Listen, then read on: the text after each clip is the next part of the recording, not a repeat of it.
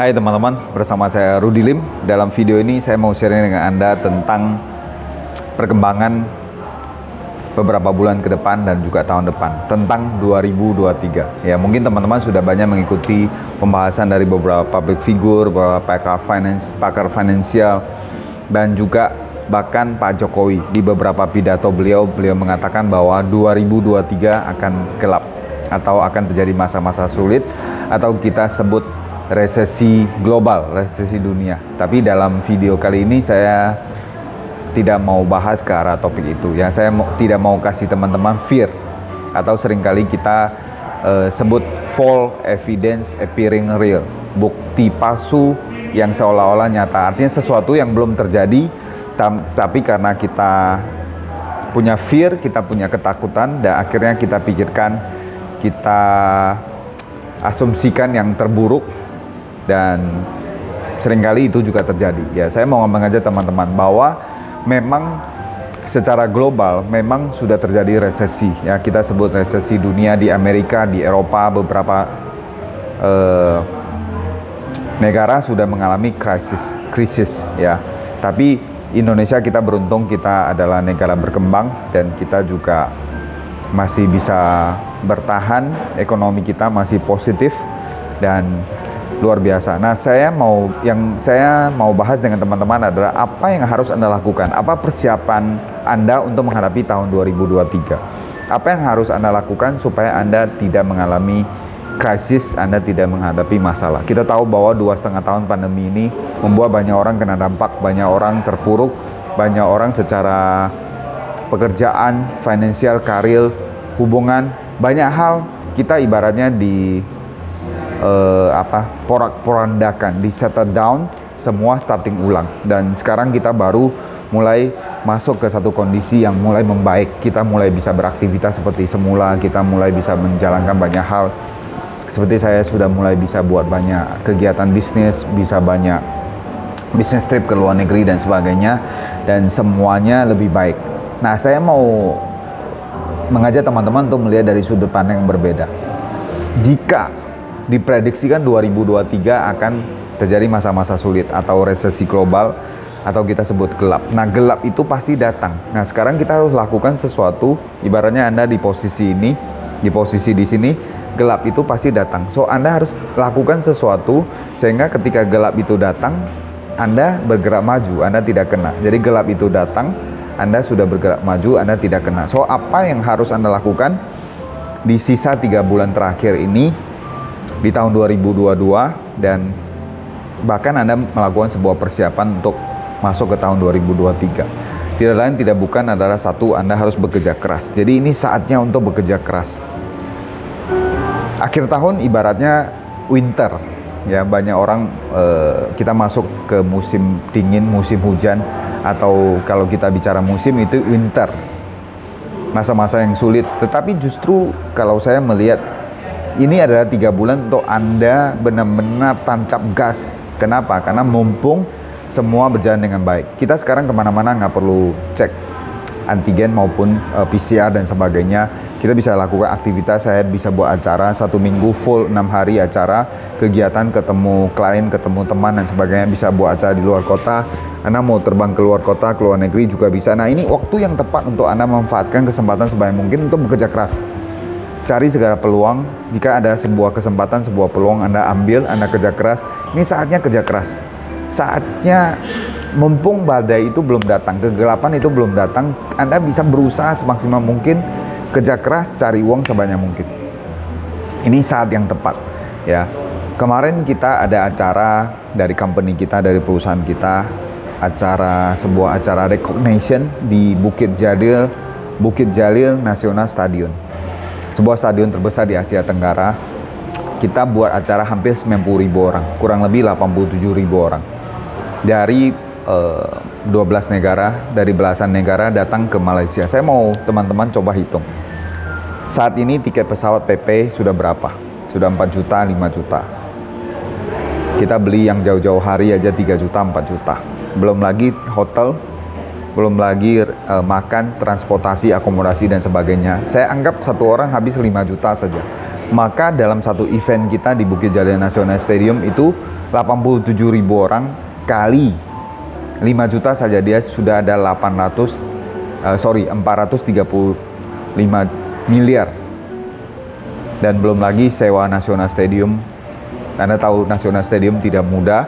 Anda harus sewa 1 bulan 2 bulan sebelum acara, dekorasi, panggung dan sebagainya. Kita ada undang artis. Semua event itu saya anggap habis 100 miliar. 535 miliar habis dalam satu event, satu malam 1 Oktober. Kita ada acara di Malaysia. So, ketika kita bicara tentang krisis, semua orang tahan duit, ibaratnya tidak ada terjadi perputaran uang, inflasi naik, ya, sehingga terjadi resesi. Tapi dengan kita membuat sebuah event, sebuah kegiatan, dia uang itu berputar, ya. Dan November ini kita ada event di Bangkok 40.000 orang. Desember kita ada event eksklusif di Mont Blanc di New Zealand. Dan Januari kita ada event 40.000 orang juga di Taiwan. Dan ini kita membuat sebuah gebrakan. Jadi satu saran yang saya katakan bahwa secara bijak ini saatnya untuk kerja keras, untuk Anda maksimalkan momentum, kesempatan untuk Anda bisa dapatkan uang semaksimal mungkin. Dan tentunya ada jalan keluar nggak? Ada. Anda bisa mencari tahu. Yang kedua, Anda mencari tahu tentang industri apa yang tidak terkena dampak pandemi. Kita tahu selama pandemi 2,5 tahun banyak industri kena dampak. Industri penerbangan, industri pariwisata, bahkan banyak penerbangan, ya Garuda Indonesia sampai punya utang 140 triliun. Air Asia Jepang berhenti beroperasi, menyatakan pilot. Korea Airlines, Thai Airlines, bahkan kita lihat banyak berita ya, Thai Airlines sampai para krunya harus menjual sejenis kayak odading ya, roti goreng dan sebagainya. Kita lihat hari ini, kita lihat misalnya seperti Pizza Hut, kita biasanya bisa makan pizza di ruko, di mall, sekarang kita banyak ketemu Pizza Hut di jalan. Artinya mereka sampai cari klien, promo dan sebagainya, cari perhatian, cari attention di tengah jalan untuk bawa klien masuk ke dalam restonya. Dan juga kita lihat banyak brand-brand besar seperti Starbucks dan sebagainya itu hampir tiap hari ada iklan. Banyak orang kena dampak, artinya juga bisnis ini berdampak besar dan semua ada perubahan besar-besaran. Tetapi ada industri-industri tertentu yang juga menaikkan kenaikan, misalnya industri healthcare ya, vitamin dan sebagainya itu naik. Sampai kita tahu awal pandemi bahkan vitamin itu banyak yang habis, hand sanitizer terbatas jadi mahal, masker jadi mahal dari 20.000 jadi 200.000, sampai bahkan di puncak-puncak pandemi sampai 500.000 dan sebagainya. Dan kita lihat beberapa industri, contoh misalnya kita di Netflix ya, pada saat pandemi dia naik drastis karena banyak orang di rumah dan banyak orang yang subscription untuk ke Netflix, kayak ke YouTube, ke Netflix dan beberapa yang lain. Ya, begitu juga Zoom, aplikasi Zoom dari yang kita sama sekali nggak tahu Zoom itu apa, nggak kenal perusahaan yang namanya Zoom, tiba-tiba dia ada Zoom karena pandemi semua orang pakai, dia naik puluhan kali lipat omsetnya dan sampai heboh ya. Dan juga ada industri yang tidak kena dampak, yaitu saya sebut industri kesehatan, healthcare. Ya, sekarang walaupun banyak kita lihat perkembangan berita, banyak perusahaan raksasa, perusahaan ekonomi di kuartal ketiga 2022, kuartal kedua, kuartal ketiga 2022 mengalami penurunan. Misalnya saham Meta sempat turun berapa banyak, rugi berapa ratus miliar atau triliun US dollar karena mereka investasi ke metaverse dan sebagainya. Dan juga karena itu sesuatu industri yang belum jadi ya. Dan juga kita lihat saham Netflix juga turun. Kenapa? Pandemi udah mulai oke. Jadi waktu itu mereka naik drastis, sekarang udah banyak orang unsubscribe, banyak promo-promo khusus untuk menggait pelanggan. Ya tentu banyak yang unsubscribe banyak sekali. Dan juga Zoom pasti secara pertumbuhannya sudah mulai menurun ya. So Anda bisa lihat di dalam kata krisis dalam bahasa Mandarin, krisis itu ada weiqi dari dua kata, yaitu wixian and jihui ya. Krisis itu dalam sebuah krisis ada dua sisi, yaitu weixian bahaya dan jihui adalah peluang. So Anda mau lihat dari segi bahayanya atau peluangnya Nah, kalau Anda lihat dari bahayanya, Anda jadi takut. Anda lihat semua berita perkembangan dan sebagainya, Anda lihat semua pakar ekonomi membahas bahwa 2023 pasti gelap, 2023 pasti resesi, 2023 akan terjadi hal yang parah sekali. Akhirnya Anda takut. Banyak orang yang miss ya, jual saham, jual apa dan sebagainya, banyak masalah, dan itu seolah-olah Anda attract dia akan datang. Atau Anda mau lihat dari, bukan lihat dari bahayanya, tapi Anda lihat dari kesempatannya, peluangnya. Anda lihat apa yang lagi happening, Anda bekerja keras, Anda pegang banyak cash, dan menjadi peluru Anda untuk Anda bisa invest di banyak hal. Mungkin properti akan turun, Anda bisa beli dan di harga yang paling rendah, Anda nanti bisa jual di harga yang tinggi. Atau saham-saham, ada saham-saham tertentu yang merosot dan Anda bisa masuk di situ, dan berbagai investasi lainnya.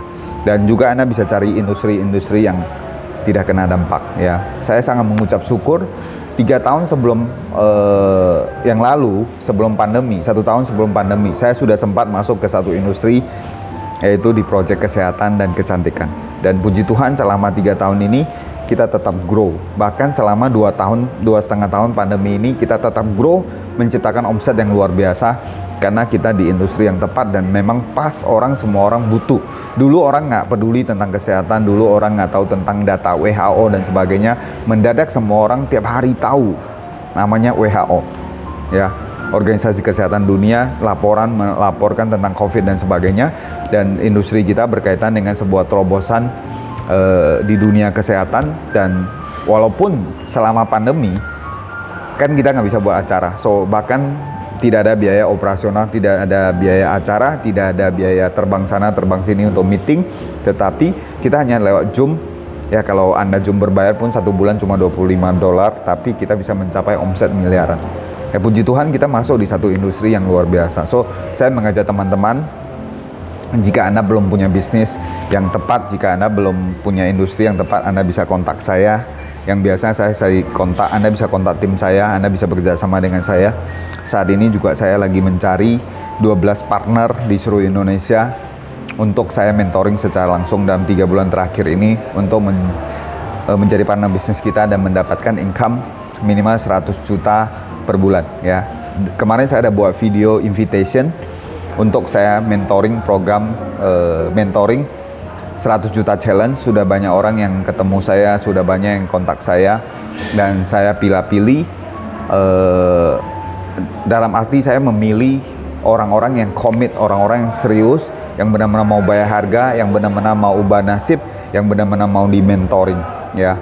Ada KPB, kalau saya sebut namanya berarti ada orangnya dari Singapura, dia dari NTT ya, kerja di Singapura dan pulang ke NTT, datang ke Jakarta ketemu saya mentoring, saya kasih sharing jalan keluar, dan kemungkinan besar dia akan bawa bisnis kita ke Singapura ya, bekerja sama dengan teman-teman yang mungkin sebagai pekerja TKI, TKW yang di Singapura, mungkin bisa kerjasama, nanti bisa kontak KPB ya. Mungkin beberapa Anda yang nonton kenal juga dengan KPB ya. Saya juga udah briefing dia, saya sudah mentoring, dan dia akan membawa bisnis kita di Singapura ya. Semoga saya juga bisa membantu teman-teman yang di Singapura untuk mengelola keuangan, untuk menabung, untuk bisa punya bisnis, dan next Anda tidak perlu kerja lagi selamanya ya. Mungkin Anda kerja 2 tahun, 5 tahun, uang yang Anda tabung Anda bisa investasikan, Anda bisa punya bisnis yang kebetulan bisnis kita saat ini sudah ada di 12 negara kita link ya. Dan saat ini kita fokus ke South Asia di 3 negara, yaitu di Indonesia, Malaysia, dan Singapura. Dan saya akan banyak juga keliling ke Malaysia dan juga ke Singapura ya. Semoga bisa bekerja sama dengan teman-teman. Jadi sekali lagi ada 3 tips kalau saya simpulkan, teman-teman. Ini saatnya untuk bekerja keras. Ini saatnya Anda harus kerja keras, manfaatkan kesempatan Anda mumpung masih bisa keluar, masih bisa meeting, masih bisa ketemu klien dan sebagainya. Rajin kerja keras. Manfaatkan setiap kesempatan yang ada untuk kumpulkan uang sebanyak-banyaknya. Dan yang kedua adalah kelola keuangan Anda dengan baik, jangan konsumtif, jangan salah investasi. Anda pilih investasi yang tepat, pilih bisnis yang tepat untuk Anda invest, untuk Anda terjun di situ, dan Anda bisa orang sebut transfer kekayaan ya. Semoga Anda jadi orang yang beruntung. Dan yang ketiga adalah cari industri yang tidak kena dampak. Anda open mind, Anda cari industri yang dia akan tetap grow di masa transisi ini, di masa pandemi, bahkan kalau terjadi resesi dan sebagainya yang tidak kena dampak, atau Anda harus bergerak dengan cepat supaya Anda tidak kegelapan itu datang, badai itu datang, Anda tidak kena karena Anda terus bergerak maju. Ya, semoga bermanfaat. Dan jika teman-teman pengen sharing, butuh konsultasi, butuh coaching, Anda bisa kontak tim saya. Nanti saya taruh nomornya di description box. Dan semoga bermanfaat.